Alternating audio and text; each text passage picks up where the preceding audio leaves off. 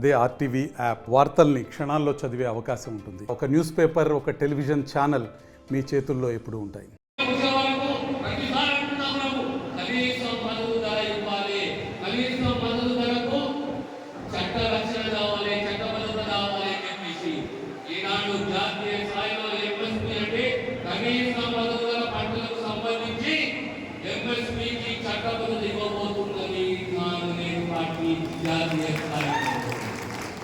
ప్రతిసారి రుణమాఫీ ఎప్పుడు అవసరం ఉన్నదంటే దాన్ని పరీక్షించి దాన్ని అమలు చేసే దిశగా ఒక కమిషన్ కావాలి. జాతీయ స్థాయిలో కావాలి రుణమాఫీ కమిషన్ అనేది. ప్రతి సంవత్సరం కాదు, ఎప్పుడు అవసరం ఉంటే ఆ కమిషన్ ఆ నివేదిక అర్థం చేయాలి. ఆ నివేదిక అనుగుణంగా రైతులను కాపాడుకుంటూ రుణమాఫీ చేయాలి. అలాంటి కమిషన్ కూడా ప్రభుత్వం ఏర్పాటు చేయబోతున్నది. కాంగ్రెస్ ప్రభుత్వం ఈ రోజు కేంద్ర ప్రభుత్వం సుమారు 30 లక్షల ఉద్యోగాలు ఉన్నాయి. 30 లక్షల ఉద్యోగాలు ఇలా భర్తీలు అయితే లేవు, ఖాళీలు ఉన్నాయి. ఆ 30 లక్షల భర్తీలు కూడా లేకపోతే రాబోయే కాలంలో జాబ్ క్యాలెండర్ ద్వారా కాంగ్రెస్ పార్టీ, కాంగ్రెస్ ప్రభుత్వం ఆ ఉద్యోగ కల్పన రూపకల్పన చేయబోతుంది. ఈ రకంగా 5 గ్యారెంటీ జాతీయ స్థాయిలో 5 గ్యారెంటీలు లేకపోతున్న కాంగ్రెస్ కట్టుబడుతుంది. అందుకే మొన్న కాంగ్రెస్ ఆది నాయకుడు రాహుల్ గాంధీ గారు తెలంగాణ నుంచి, హైదరాబాద్ నుంచి తుప్పు కూడా వచ్చి ప్రకటన చేసింది. ఇవన్నీ మా వాగ్దానాలు, ఇవన్నీ మా వాగ్దానాలు, మేము వాగ్దానాలకు కట్టుబడి ఉన్నామని చెప్పేసి ఎప్పుడైనా కాంగ్రెస్ పార్టీ సంక్షేమాన్ని, అభివృద్ధిని రెండు కలుపుకుని అప్పుడు ఎప్పుడైనా కాంగ్రెస్ కార్యకర్త ధైర్యంగా ఉండాలి. ఎందుకంటే ఏ రాజకీయ పార్టీ కానీ కాంగ్రెస్ పార్టీ కానీ కాంగ్రెస్ కార్యకర్త లేని నాయకుడు లేడు, కార్యకర్త లేని పార్టీ లేదు, కార్యకర్త లేని నాయకత్వం లేదు. ఈరోజు 33 సంవత్సరాలు రాజకీయ ప్రస్థానం, ఒక పార్టీలో, ఒక ప్రాంతంలో నా కుటుంబాన్ని 62 సంవత్సరాల ప్రస్థానం కాంగ్రెస్ పార్టీలో. ఓడినము గెలిచినము కానీ కార్యకర్తలని వదలేదు, కార్యకర్తలు మోసం చేయలేదు. కార్యకర్త ఎప్పుడో చివరి కార్యకర్తలే మా కాగితాలేదు, కార్యకర్తలే మమ్మల్ని కాపాడుతున్నారు, కార్యకర్తలే మమ్మల్ని ఈ స్థాయికి తీసుకొచ్చింది. నారాయణలో అందరం కలిసికట్టుగా ఉంటే రేపు పొద్దున గతంలో వైభవ విలాసం కాంగ్రెస్ పార్టీ చేసి ధైర్యంతో కాంగ్రెస్ కార్యకర్త ఈ ప్రాంతంలో ఉందో కాంగ్రెస్ కార్యకర్తలు చాలా ఉందో ధైర్యం ఉంటుంది, తిరుగుబాటు ఉంటుంది, అవసరమైన ఊరు కానీ తిరిగి వచ్చి మళ్ళీ కూడా ఆ కులం నారాయణ కార్యకర్తలు ఇక్కడ ఒకసారి మర్చిపోతున్నాయి. కాంగ్రెస్ కార్యకర్తలు ఇంకొక వార్తలు ఉన్నాయి. మంత్రులు చెప్పారు, చెప్పిన తర్వాత కూడా ఇంకొక వార్తలు రాష్ట్రంలో ప్రధానంగా అంగన్వాడీ వ్యవస్థలే కానీ, ఆశా వర్కర్లే కానీ, మధ్యాహ్న మహిళలే కానీ వీళ్ళందరికీ రేపు జాతీయ స్థాయిలో 2 జీతభత్యాలు ఇలా ఆశా వర్కర్ 1000 మందికి ఒక ఆశా వర్కర్ అయితే రేపు 2000 దాటే 3 ఆశా వర్కర్లు నియమించబోతున్నాం ప్రతి గ్రామంలో. కాంగ్రెస్ ఆవులే వివరణ ఉంటాయి. ఇంకొక పెద్ద నష్టం జరుగుతుంది. మనం తొందర అనేది గ్రామ పంచాయతీలను మున్సిపాలిటీగా మార్చుకుంటున్నాం. మున్సిపాలిటీగా మార్చుకుంటున్నా ఏమైంది, ట్యాక్సులు పెరుగుతున్నాయి.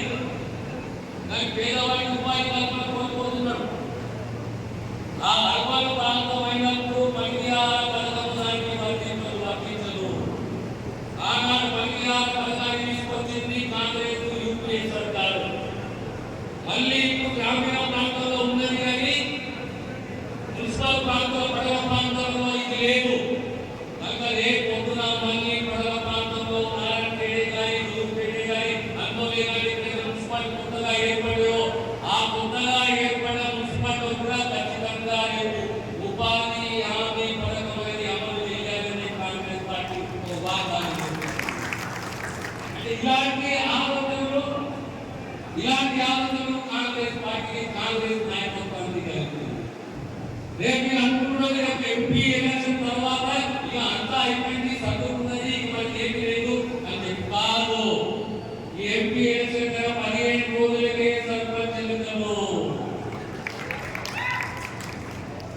స్థానిక సంస్థల ఎన్నికల్లో 20 రోజులు 30 రోజుల కూడా sarpanch elections, MPTC elections, MPTC elections, జిల్లా పరిషత్, డీసీఎంఎస్ అన్ని 40 రోజుల్లో కూడా అన్ని ఎలక్షన్స్ అయిపోవాలి. ఇది కాంగ్రెస్ ప్రభుత్వం యొక్క ఆలోచన. కనుక మీరు అప్రమత్తం ఉండాలి. గ్రామాలలో కాంగ్రెస్ సర్పంచ్ గెలవాలి, మండలాలలో కాంగ్రెస్ ఎంపీ రావాలి, ఎంపీ రావాలి, చివరకు జిల్లా పరిషత్ కూడా మనం కైవసం చేసుకోవాలంటే కాంగ్రెస్ కార్యకర్త అనేవాడు అప్రమత్తం ఉండాలి.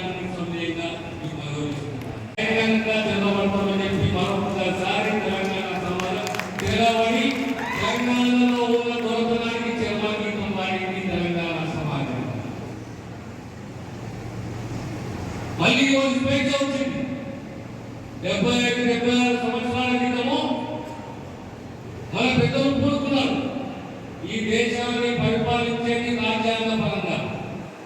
బాబాసాహెబ్ ఇచ్చిన బాబాసాహెబ్ అంబేద్కర్ ఇచ్చిన రాజ్యాంగంగా కార్యక్రమంగా పరిపాలన చేసుకోవాలని చెప్పేసి స్వేచ్ఛ మనకు ముఖ్యం, ప్రజాస్వామ్యం మన ముఖ్యం. అన్నింటిలో గొప్ప ఆయుధము వరం అంటే ఓటు. ఈ ఓటు అనే ఆయుధం గురించి మనకు బాబాసాహెబ్ అంబేద్కర్ మనకు ఓటు అర్పించేది.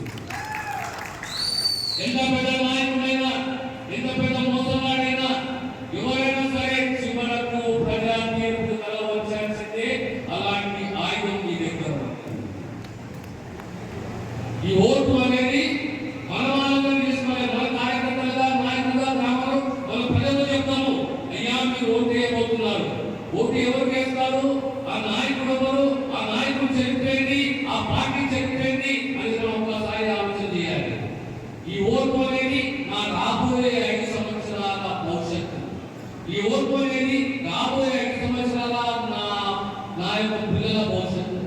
రాబోయే 5 సంవత్సరాలు విద్యాపరంగా, ఆరోగ్యపరంగా, సామాజిక భద్రతకు సంబంధించి భవిష్యత్తు నాది.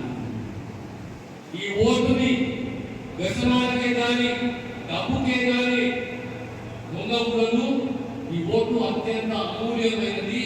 ఈ ఓటు ద్వారా నా గ్రామము, నా ప్రాంతము, నా రాష్ట్రము, నా కుటుంబాన్ని నేను కాపాడబోతున్నానే ఆలోచన మనకు కలగాలి.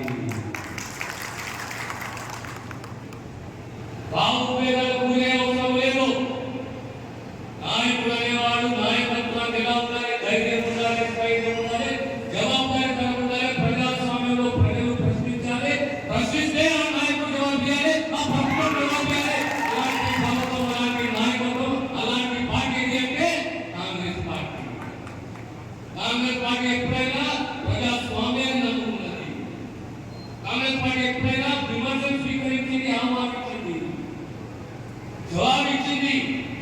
గత 75 సంవత్సరాలు ఏ రాష్ట్రానికి పోయినా, ఏ ప్రాంతానికి పోయినా విషయాలు ఉన్నాయంటే కాంగ్రెస్. మళ్ళీ 6 గ్యారెంటీలు ఇచ్చింది. మేము 6 గ్యారెంటీలు అమలు చేయబోతున్నామని చెప్పింది.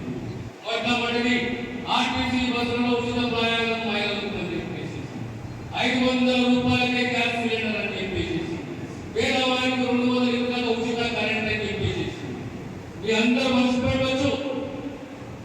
భూ సంస్కరణలు తెలంగాణలో సమైక్య రాష్ట్రంలో తీసుకొచ్చిన చరిత్ర ఏదైనా ఉన్నది అంటే కాంగ్రెస్ ప్రభుత్వం, కాంగ్రెస్ చరిత్ర. తెలంగాణ ప్రాంతంలో 25 లక్షల ఎకరాలు పేదవాళ్లకు భూమి పంపకం చేసిన ఏ పార్టీ, ఏ నాయకులు అంటే కాంగ్రెస్ నాయకులు, కాంగ్రెస్ ప్రభుత్వానికి.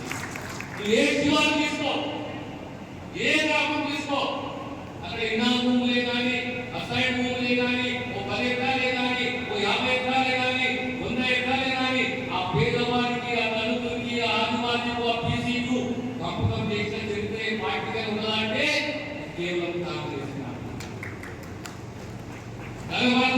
చూడు, మనం ఎప్పుడు కని విని ఎన్నని రీతిలో మన ప్రాణానికి ఒక శాపమే కూర్చుంది ధరణి. ఏ గ్రామానికి పోయినా కనీసం 25% భూములకు ధరణి సమస్య ఉంది.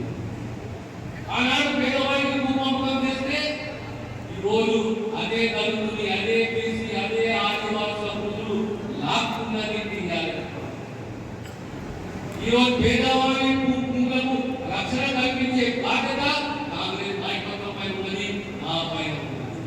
మరిన్ని వీడియోస్ కోసం ఛానల్ ని సబ్స్క్రైబ్ చేయండి, లేటెస్ట్ అప్డేట్స్ కోసం వాట్సాప్ ఛానల్ ని ఫాలో చేయండి అండ్ లింక్ డిస్క్రిప్షన్ లో ఉంది.